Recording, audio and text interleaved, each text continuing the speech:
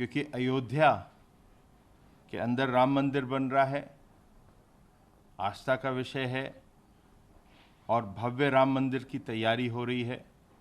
जब भव्य राम मंदिर की तैयारी हो रही है तो वहाँ पर यातायात के जितनी भी सुविधाएं हैं उस पर विशेष रूप से ध्यान दिया जा रहा है। और उसके अंदर संस्कृति विभाग की ज़मीन है जो कि लगभग 9 एकड़ है। वो भूमि परिवहन विभाग को दिया जा रहा है, जिसके अंदर अंतर्राष्ट्रीय स्तर का बस स्टेशन बनेगा और इसका या तो पीपीपी मॉडल पे बनेगा, ना तो ये जो बस स्टेशन है वो शासकीय धनराशि से के माध्यम से बनाया जाएगा। अनुमान है कि ये 400 करोड़ का प्रोजेक्ट होएगा और इसके बनने से जो श्रद्धालु हैं, पर्यटक हैं और जो यात्री आते हैं उन सभी को सुविधा होगी। देश विदेश के अलावा भी इस बस स्टेशन की जो एक कनेक्टिविटी है वो अयोध्या से गोरखपुर, आजमगढ़, बलिया, प्रयागराज, वाराणसी, लखनऊ, कानपुर, श्रावस्ती को भी जोड़ेगा और कोई भी महत्वपूर्ण जगह होती है तो उसको जोड़ेगा। मगर इस बस स्टेशन से बहुत यात्रियों को, श्रद्धालुओं को और पर्यटकों को बहुत बड़ा लाभ मिलने वाला है। जो इसी से एक संबंधित एक और था जो अयोध्या से ही संबंधित है, वो भी विषय जो है कि अयोध्या सुल्तानपुर जो मार्ग है उसके ऊपर कंजेशन बहुत हो जाता है और ये एयरपोर्ट जो नया एयरपोर्ट बन रहा है उसको भी जोड़ता है।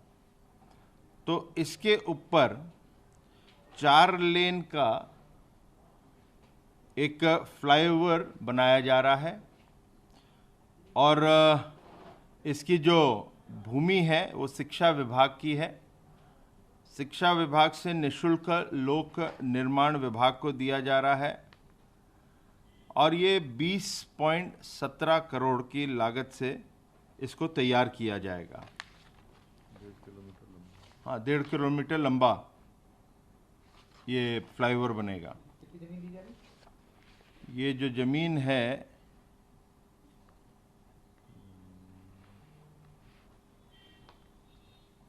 उसका अभी जो प्रेस नोट उसमें दे देंगे आपको।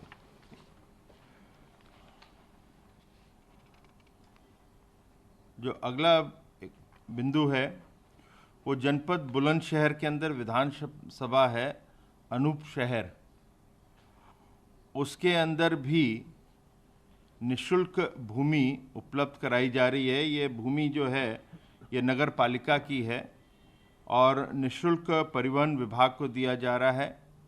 यहाँ भी बस स्टेशन बनाने की है और इसके अंदर 0.236 हेक्टर ज़मीन जो है वो दी जाएगी और इसके आधार पर जो एस्टिमेट्स बनेंगे तो वहाँ पे बस स्टेशन का फिर निर्माण किया जाएगा।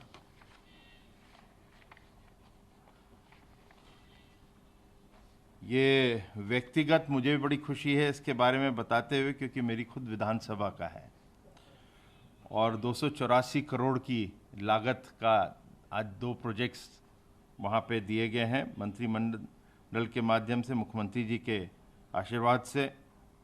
ये जनपद प्रयागराज में जीटी रोड से एयरपोर्ट रोड के निकट सूबेदारगंज एक रेलवे स्टेशन है।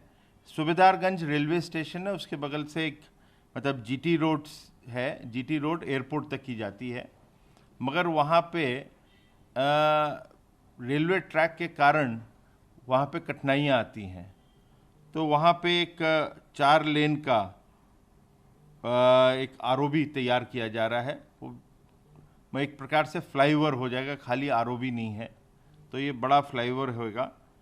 और फिर उसी जीटी रोड का जो वहाँ पे जंक्शन है वहाँ से एक चौफट्टा करके एक जगह है, वो कानपुर की तरफ 2 लेन फ्लाईओवर तैयार करा जाएगा। तो ये दोनों प्रोजेक्ट्स जो हैं वो दूसरा 2 लेन का होएगा, जो कि गोज टुवर्ड्स कानपुर साइड जाएगा। तो वो एक ही कनेक्टिविटी रहेगी, जो जंक्शन है उससे अलग अलग कर देंगे। 284 करोड़ की लागत से ये बनाया जा रहा है, और इसमें रेलवे का जो कंट्रीब्यूशन है वो 98 करोड़ का है। बाकी स्टेट गवर्नमेंट का कंट्रीब्यूशन रहेगा।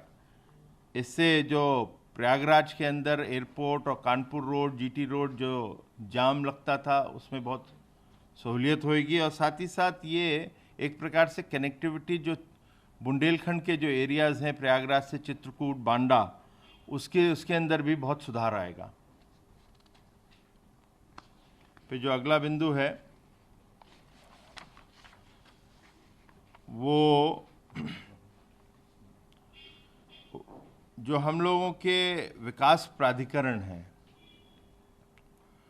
उनको अभी तक अनुमति नहीं थी कि वो लोग कार्य कर सकें, जैसे रिपेयर, मेंटेनेंस या छोटे भी कारण होते हैं, उनको डायरेक्टली नहीं होता था।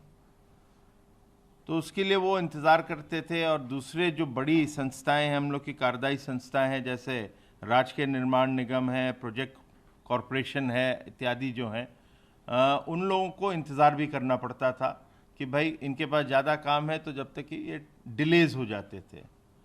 तो विशेष रूप से काफ़ी कार्य जो पर्यटन के विकास कार्य हैं उस पर बाधा आ रही थी, और विशेष रूप से ये शहर जो है वाराणसी, गोरखपुर, अयोध्या, प्रयागराज और आगरा, ये पर्यटकों के लिए ये इम्पोर्टेंट, महत्वपूर्ण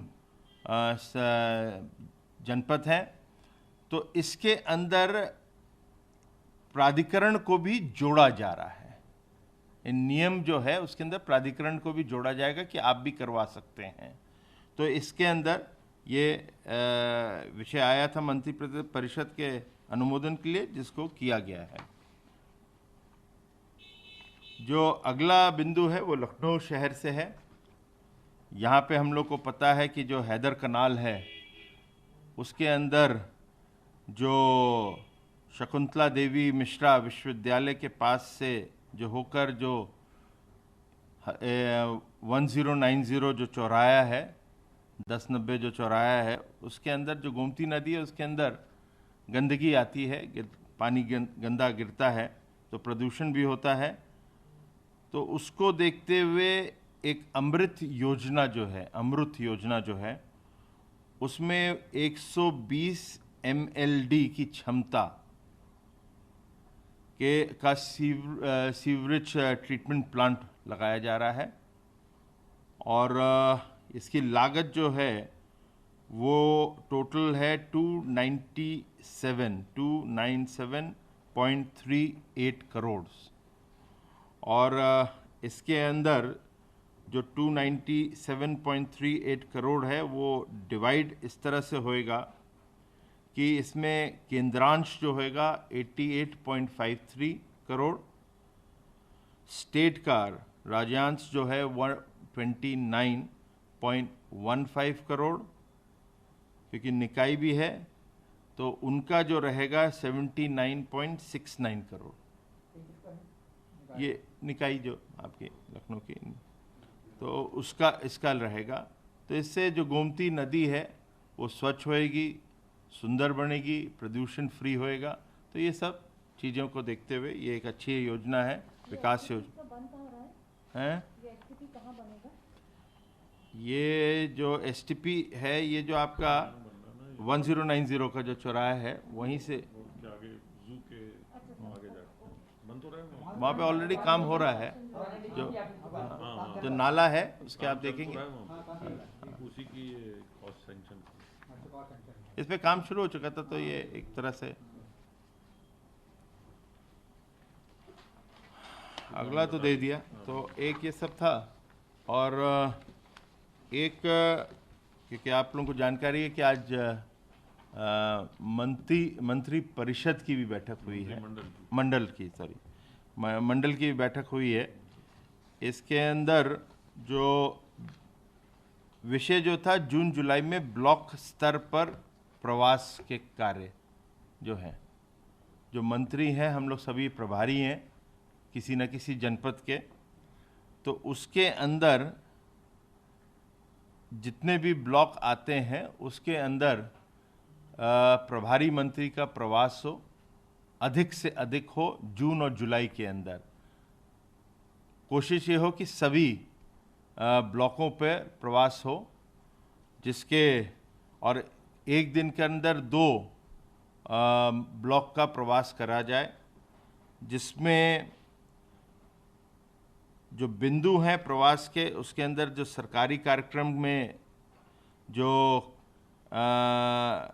वितरण का काम है, जिसके अंदर जहाँ पर आपका कोटा की दुकान है, वहाँ पर जाना, निरीक्षण करना, CHC PHC का निरीक्षण करना, और अस्पताल का निरीक्षण करना, वृक्षारोपण का कार्यक्रम करना और समीक्षा बैठक करना, जो कार्य योजना चल रही हैं, कोई विकास की कार्य योजना है जो चल रही है उसका जाके निरीक्षण करना, इसको विशेष रूप से हर ब्लॉक पे देखना।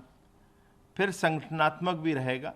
संगठनात्मक में भी पार्टी के जो मंडल अध्यक्ष हैं, महामंत्री हैं, एक छोटे समूह में, क्योंकि कोरोना का है तो उसको भी ध्यान में रखते हुए, प्रोटोकॉल को मेंटेन करते हुए छोटे समूह की बैठक करना, और वहाँ पर जितने भी कार्यकर्ता हैं उन लोगों से ज़रूर मिलना, जानकारी लेना, विशेष रूप से इन जो पार्टी का संपर्क और संवाद का है एक विषय, उस पे बल देना। और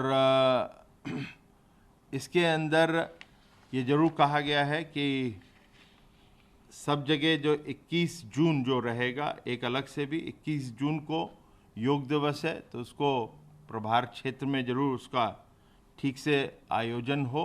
उसके प्रोटोकॉल के संबंध में कुछ दिया जाएगा तो उसको ध्यान दिया जाएगा। फिर 23 जून से 6 जुलाई तक की भी कुछ कार्यक्रम चलेंगे। इसमें विशेष रूप से वृक्षारोपण का आएगा, उसमें भी एक रिकॉर्ड वृक्षारोपण का कार्यक्रम होने वाला, हाँ, वो दिया जाएगा पंडित दीनदयाल उपाध्याय जी के 23 जून से। और इस पे आप लोगों को उसका डिटेल वन विभाग अलग से निर्णय करके पूरा दे देगा कार्य योजना। और 27 जून को विशेष रूप से कहा गया है कि प्रधानमंत्री जी की जो मन की बात है उसमें हर बूथ पे कार्यकर्ता जरूर सुने, और प्रभारी मंत्री भी प्रवास का कार्यक्रम करते हुए वहाँ पर एक बूथ पे जरूर उस पर जाके सुने। तो इस प्रकार की कार्य योजना भी दी गई, जिसकी जो अलग से मंत्री मंडल की जो बैठक थी उसमें भी ये जानकारी दी गई है। इतना में कौन मंत्री कब जाएगा, ये प्रोग्राम भी आया क्या? नहीं, प्रभारी तो मैं प्रभारी हूँ, अपने हिसाब से बनाऊंगा। ये सर, ये जो भूतत्व खनिज करों का था नियमावली में संशोधन, उसमें कुछ खास नहीं, वो थोड़ा सा उसको अलग से आपको दे देंगे डिटेल, कोई बहुत बड़ा नहीं। और आप हमसे जुड़े रहने के लिए सब्सक्राइब करें YouTube पर, फॉलो करें Twitter पर और लाइक करें Facebook पर। और ज्यादा जानकारी के लिए न्यूज़ नशा की वेबसाइट पर जाएं। आपको टाइप करना होगा सिर्फ न्यूज़ नशा।